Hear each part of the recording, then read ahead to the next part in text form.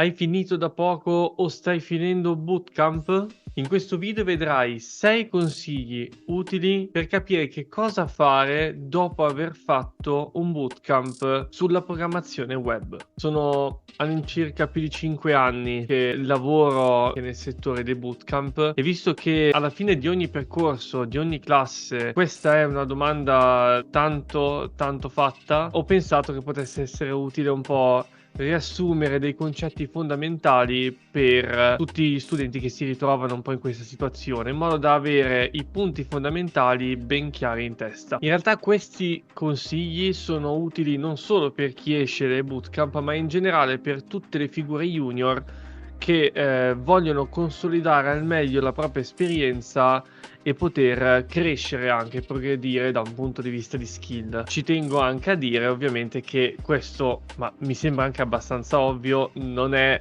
assolutamente un video in collaborazione con nessuno, semplicemente ho pensato che fosse un tema che potesse tornare utile anche come consigli. Comunque è il mio punto di vista soggettivo delle cose. Sicuramente ci possono essere anche altri consigli che possono essere altrettanto utili e nel caso scriveteli anche qui nei commenti, così da raggrupparli un po' tutti insieme, poter anche condividere appunto quelle che sono le esperienze e le cose che hanno aiutato anche altri. Quindi anche altri che hanno finito in bootcamp, altri che comunque da junior man mano stanno facendo esperienza, scrivete qui sotto anche per chi verrà quali sono state le cose che effettivamente vi hanno aiutato a progredire e che vi hanno aiutato a consolidare quello che avevate imparato. Quindi tirate fuori tutto, perché così imparo anche io sicuramente su altri aspetti che possono tornare utili a chi inizia a entrare in questo mondo. E partirei quindi con il primo punto, che è non fermarsi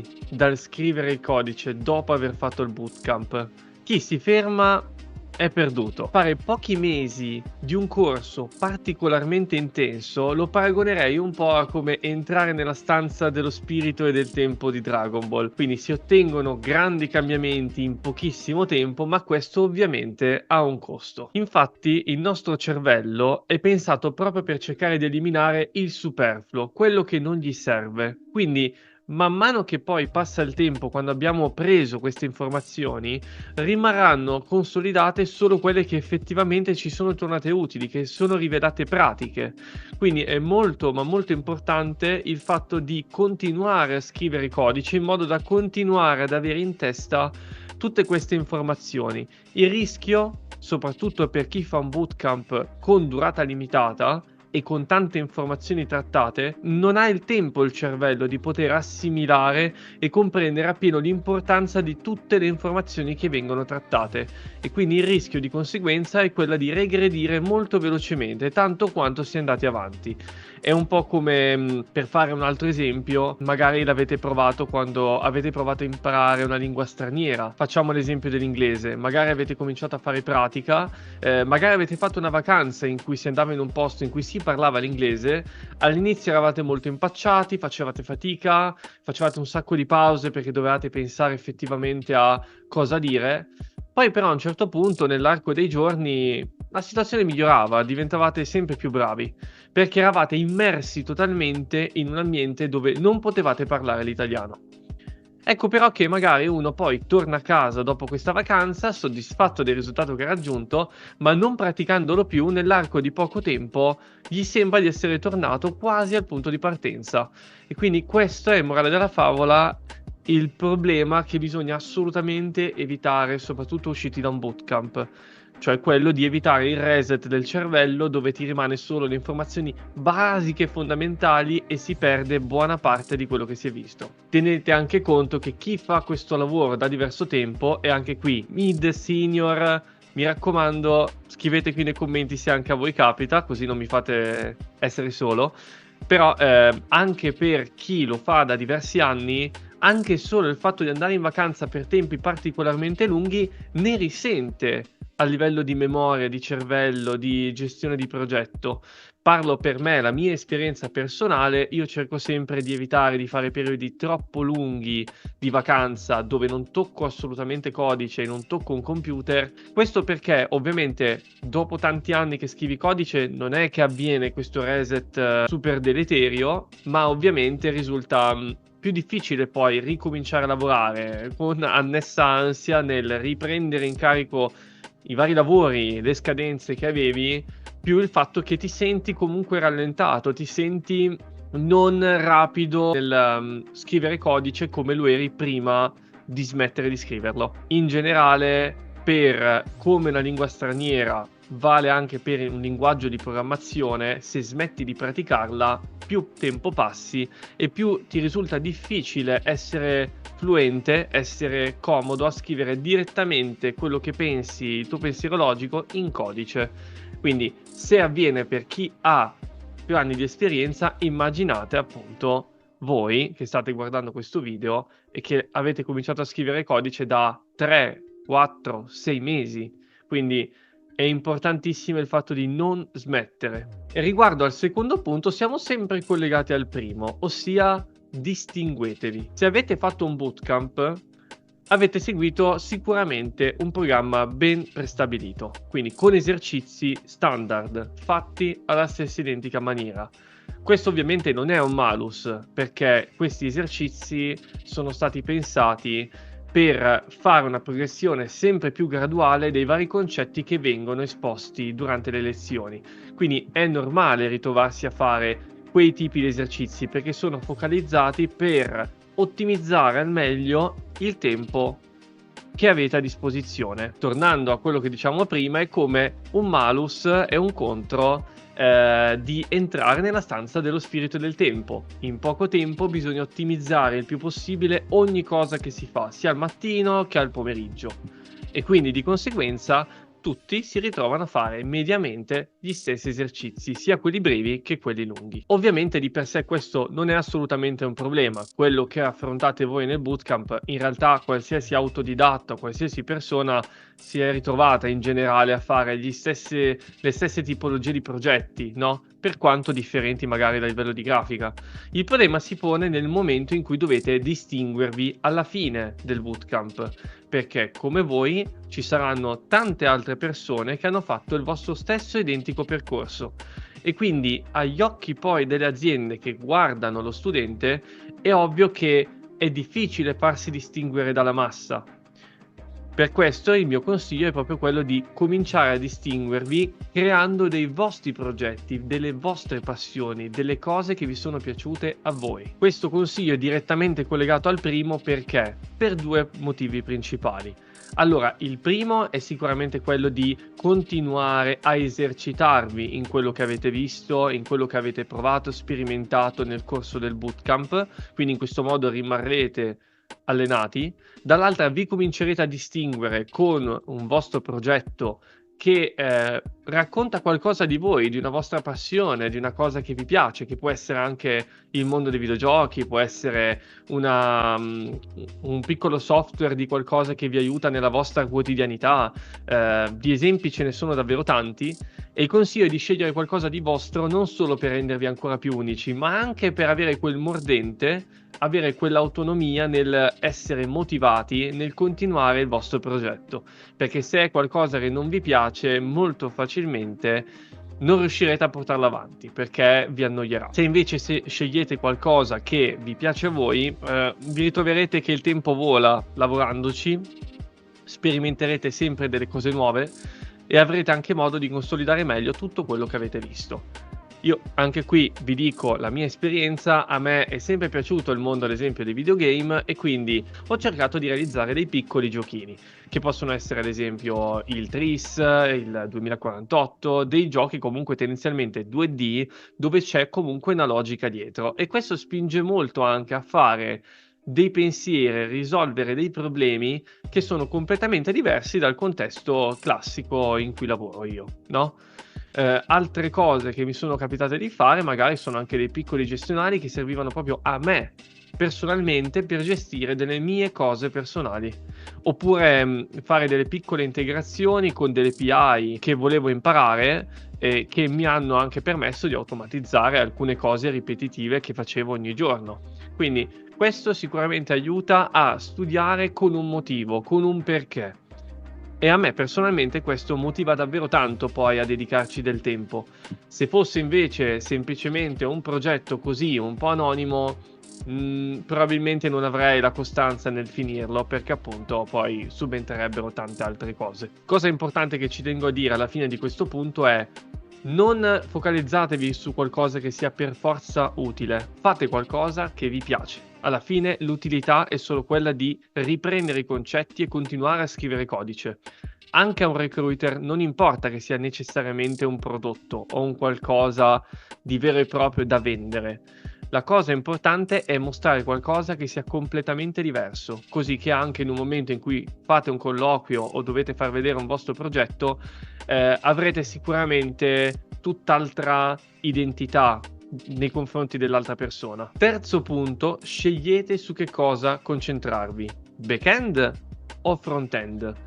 È importantissimo fare questa scelta, perché soprattutto all'inizio, con poca esperienza dietro, è difficile rimanere su entrambi gli ambiti allo stesso modo, soprattutto perché siamo ancora presi nel concentrarci su quelle che sono le basi fondamentali di entrambi i mondi. Quindi il mio consiglio è proprio quello di innanzitutto farvi delle domande voi, dopo aver visto sia il back-end che il front-end, se ne avete avuto la possibilità in base al bootcamp che avete scelto, e cercare da lì di capire innanzitutto quale dei due porre come focus. Essere uno sviluppatore alle prime armi e proporsi come tutto fare non è sicuramente una buona strategia. Sicuramente viene più apprezzato anche dai recruiter, ma soprattutto da chi poi fa dei colloqui tecnici, è vedere una persona che ha delle idee chiare e sa quali sono i suoi punti di forza e quali sono i punti in cui deve migliorare. Da lì uno può benissimo porre un focus. Nulla vieta ovviamente di continuare a studiarne le basi, rimanere allenati su entrambi i fronti.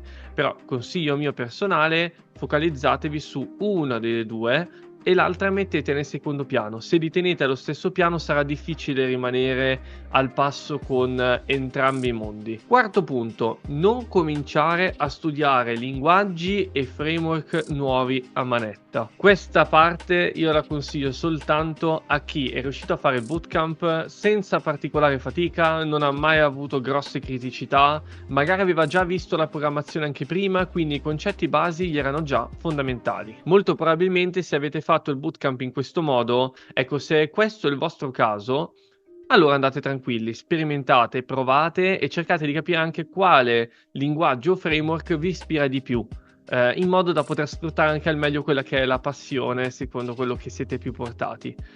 In tutti gli altri casi, invece, se avete anche fatto fatica, che è normale, ma appunto vi sentite un po' insicuri, dovete un attimo capire meglio le cose fondamentali o volete un attimo apprendere bene quello che avete visto direttamente nel bootcamp, il mio consiglio è proprio quello di muoversi soltanto sulle cose che avete visto ed evitare di aggiungere altra carne al fuoco, perché altrimenti il rischio è che la confusione aumenterà sempre di più e di conseguenza anche la sindrome dell'impostore, un'insicurezza che arriva ai livelli massimi. Il rischio poi è anche quello di demotivarsi e non raggiungere poi quello che è il risultato, cioè quello di imparare qualcosa di nuovo o di mantenere quello che avevi imparato. Ad esempio, su HTML vi è chiara la differenza fra un elemento inline e un elemento block? Oppure sapete che cos'è la SEO? Quali sono le best practice per un bel codice semantico in HTML? Se avete la tendenza a scrivere una marea di div all'interno del vostro HTML, il mio consiglio è sicuramente quello di approfondire il codice di Markup, perché ha tanto altro da offrire, soprattutto per rendere le pagine davvero competitive nel 2024. Passando invece a CSS, vi chiedo, vi è chiaro, sapete usare davvero bene Flex? Avete capito la differenza fra i vari position, relative, absolute e fixed, i tre principali? Sapete scrivere un layout con delle media query responsive efficaci? Passando invece a JavaScript, possiamo farci questa domanda. Sono chiari i concetti principali di JavaScript, ad esempio come l'interazione con il DOM o con le variabili complessi come gli array e gli oggetti? Se vi chiedessero di fare una ricerca all'interno di un array o di un'area di oggetti, sapreste farlo abbastanza tranquillamente? Molto probabilmente, se avete fatto appunto un corso sulla parte di front-end, vi sarà capitato di utilizzare i comandi fetch e axios su JavaScript. Ma la domanda è, avete ben capito che cosa fanno dietro? o che cos'è effettivamente una promise? Conoscete i metodi principali di S6 come il map, il filter e il reduce? Capire bene le basi pone le fondamenta e delle basi solide per poter poi continuare a studiare soprattutto quelli che sono i vari framework su cui si appoggiano in base al linguaggio in cui sono. Può sembrare un po' una perdita di tempo quella di approfondire, perché magari sembra più redditizio il fatto di imparare un framework nuovo, però attenzione, sicuramente approfondire il linguaggio base è molto più proficuo nel lungo termine rispetto a studiare semplicemente i framework e non avere delle basi solide. Il rischio è un po' quello di continuare a imparare espressioni, matematica ad esempio, sempre più complesse, quando non è ancora chiaro bene come si fa il 2 più 2, 2 meno 2 e così via. Quindi se le operazioni base non sono chiare, è inutile andare a cimentarsi su cose ancora più complesse, perché risulterà solo più difficile l'apprendimento. Paradossalmente, se le basi sono chiare, nel momento in cui guardi un framework, hai già capito indicativamente anche dove vuole andare a parare o qual è la strategia che hanno utilizzato, e sarà anche più facile entrare nella modalità rispetto a che cosa hanno pensato i creatori di quel determinato framework. Per quanto la moda del framework magari potrà cambiare nel tempo, considerate che il linguaggio che c'è sotto è sempre lo stesso, quindi se conoscete bene il linguaggio, non importa quello che sarà il framework da utilizzare o quello che vi piacerà di più nei vostri progetti. Se avete ben chiare le meccaniche del linguaggio su cui lavorate, sarà meno complicato il fatto di studiare poi quella che sarà una tecnologia nuova anche in futuro. E siamo arrivati al punto 5. Siate flessibili e pronti ad imparare. Per un junior alle prime esperienze, secondo voi, che cos'è che gli viene davvero richiesto? Delle super skills tecniche? La super conoscenza di un linguaggio o di un framework? No, si aspettano essenzialmente 3 cose: basi solide, la flessibilità ed essere pronti a ricevere i consigli e a metterli in pratica. Vediamone uno alla volta, così è più chiaro ciascuno cosa significa. Basi solide. Se ti devo ancora spiegare che cos'è un if, che cos'è un ciclo, che cos'è una funzione, come si scrive una classe, come si ricerca all'interno di un array, direi che abbiamo già qualche problemino. Con questo non significa che bisogna conoscerli pienamente e che queste cose non debbano più avere segreti. Ma se ovviamente poi il senior che vi seguirà vi deve rispiegare l'ABC di come funzionano le cose, sicuramente la prima domanda che si faranno, ma è la prima domanda che mi farei anch'io, è: ma che cosa hai fatto nell'arco di questi mesi durante il bootcamp? Se l'ABC non è chiaro, come fai ad utilizzare un qualsiasi framework senza problema? Ricordati che fare domande anche in un team di lavoro non è mai un reato. Va benissimo farle, non c'è nessun problema. Attenzione però a non fare sempre le stesse domande. In generale, per i team di programmatori con cui ho avuto modo e piacere di lavorare, ho sempre riscontrato una grande disponibilità a rispondere alle varie domande, non importa quanto possano sembrargli semplici o base. Il problema è sempre quando devono ripetere sempre le stesse cose. Probabilmente viene anche un po' da la deformazione professionale nell'ottimizzare e non scrivere sempre le stesse cose, e quindi di conseguenza si ripercuote anche nella comunicazione. Consiglio mio, quindi: cercate sempre di assimilare al meglio i consigli che vi vengono dati.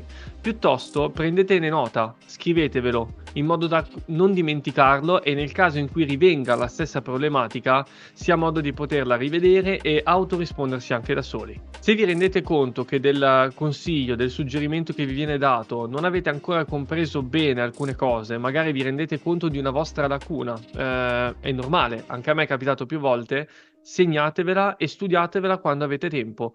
Sicuramente essere proattivi è una cosa fondamentale, soprattutto da junior. Più siete pronti ad assimilare e a capire anche che cosa vi manca, più riuscirete ad avere una base sempre più solida, dove poi non sarà più necessario fare certe domande. E anche qui un'altra cosa fondamentale: prima di fare una domanda cercate di risolvere il problema da soli, in autonomia.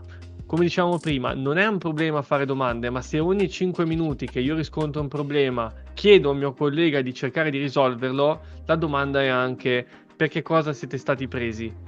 Voi siete i principali problem solver che il team tecnico ha bisogno. Quindi cercate di risolvere in primo luogo, in prima persona, voi i vostri problemi che affrontate sul codice. È ovvio che non avendo esperienza di un mid o di un senior, sarà normale che ogni tanto avrete bisogno di una mano. Però sarà completamente diverso per il team rendersi conto che prima di chiedere al team e di disturbare qualcun altro che sta svolgendo le sue task, avete fatto del vostro meglio per cercare di risolvere in autonomia il problema. E già questo rende molto più costruttiva la domanda che gli viene fatta. Un esempio può essere quello di approcciare a chiedere un qualcosa a un collega dopo aver fatto anche delle ricerche, dopo aver fatto diversi tentativi mirati a cercare di risolvere la problematica che avevate davanti, no? Già un collega che vede che questa figura junior si è messa lì, ha cercato di capire qual era il problema, si è letta degli articoli, gliel'ha anche linkati, riesce a capire che da parte sua c'è stato già un impegno, c'è stato già uno studio dietro. È normale poi che non si arriva dappertutto, ma già anche il vostro collega sarà ancora più motivato non solo a risolvere il problema, ma a volte anche direttamente a spiegarti che cosa non ti era chiaro. A me questo è capitato spesso, soprattutto nel mio primo anno di lavoro, ed è stato super fondamentale. Ringrazio ancora i senior che mi hanno dato parte del loro tempo nel spiegarmi delle cose anche più extra rispetto al problema che avevo affrontato, e sono cresciuto molto grazie anche a questo. Sii flessibile. Mi raccomando, se vi chiedono di imparare una nuova tecnologia, siate disponibili a farlo. Il vantaggio di avere una figura junior all'interno di un team è proprio anche quella di farla sperimentare, di far assimilare loro la metodologia di lavoro dell'azienda senza avere dei preconcetti già precostruiti dietro, no? Lo junior si può paragonare un po' a un foglio bianco su cui l'azienda può iniziare a scrivere. E in alcuni casi può essere anche un vantaggio, perché oltre a plasmare la persona secondo la metodologia di lavoro che ha l'azienda, non è come a volte invece avere a che fare con dei programmatori che da tanti anni che lavorano su questo campo, e magari loro hanno la loro metodologia di lavoro e non sempre riescono a essere completamente affini a una metodologia di lavoro che magari l'azienda ha. Su questo, appunto, fatene un punto di forza. Quando capite com'è il modo che ha di lavorare l'azienda, avete modo poi di assimilarlo, capire meglio su come vogliono che vengano fatte le cose, e questo vi darà un notevole vantaggio. Non siate mai schizzinosi per quanto riguarda l'imparare nuove tecnologie. È normale far fatica, ma considerate che tutto questo viene a vostro favore, perché man mano che voi continuerete a studiare anche in autonomia nuovi linguaggi, nuove tecniche, nuovi framework, saranno tutte cose che si aggiungeranno al bagaglio di esperienza che già avevate. Quindi mi raccomando, su questo aspetto cercate sempre di impegnarvi e di essere disponibili e flessibili. Ovvio che dall'altra anche l'azienda vi dovrà dare supporto nel caso in cui riscontrerete delle difficoltà. Sesto punto, e siamo arrivati all'ultimo, è: abituatevi ai ritmi dell'apprendimento nel mondo della programmazione. Ritornando all'esempio che dicevamo prima, voi siete stati nella stanza dello spirito e del tempo di Dragon Ball per n mesi, ok? Non pensate che la velocità con cui siete andati finora sarà la stessa anche dopo. Ovviamente sarete molto più lenti rispetto a un bootcamp in cui studiavate full time. Questo cosa significa? Che prima magari vi confrontavate su quello che avevate imparato fino alla settimana scorsa o 2 settimane fa, e ovviamente vedete dei grandi passi avanti che avete fatto, perché appunto il programma era strutturato per condensare le informazioni e farvi fare pratica, imparando sempre qualcosa di nuovo. Nella vita vera invece si lavora e si studia quando si ha tempo, e si va ovviamente a un ritmo notevolmente inferiore. Lì, mio parere personale di come faccio io cerco sempre di fare un confronto sulle cose che ho imparato, quanto sono cambiato o migliorato nell'arco di 6 mesi, un anno. E una domanda che quindi mi faccio spesso è: prendendo il codice che è scritto 6 mesi, un anno fa, è chiedermi: Ma vedo qualcosa da migliorare? C'è qualcosa che avrei fatto meglio? Se la risposta è sì, è perché ho approfondito quel linguaggio, ho imparato qualcosa di nuovo e di conseguenza riesco da lì a capire il miglioramento che ho fatto da un punto di vista di apprendimento, perché a volte, essendo dei passi molto piccoli, è facile che poi vengano persi di vista e quindi a volte ti senti anche demotivato dicendo non mi sembra che sto cambiando, ma è solo facendo poi un paragone con un periodo più ampio che ti rendi conto se davvero hai fatto dei miglioramenti o no. Nel caso in cui mi ritrovassi che sono effettivamente stato fermo in quei 6 mesi, 1 anno, ecco che diventa uno sprone per me nel capire che obiettivi prefissarmi e cominciare uno studio nel lungo periodo per poter migliorare ulteriormente, per imparare qualcosa di nuovo o quello che voglio fare. Ed ecco qui i 6 punti. Spero che siano stati utili. Fatemi sapere anche nei commenti appunto se vi sono piaciuti, se è stato qualcosa che vi ha aiutato anche nel porvi gli obiettivi post corso. E scrivetemi ovviamente anche qui sotto nei commenti come vi trovate su questo aspetto qui, se ne avete provati qualcuno, se ne avete altri da suggerire che vi sono stati utili a voi, mi farebbe davvero molto piacere perché sicuramente soprattutto in questo periodo dove ci sono diversi corsi trovo che potrebbe essere utile il fatto di avere un posto dove trovare una miniera di consigli per migliorare sempre di più e uscire da un periodo sicuramente intenso e che ovviamente vi ha lasciato tantissime cose in testa e magari diventa difficile sapere come gestire tutto questo sapere dopo, no?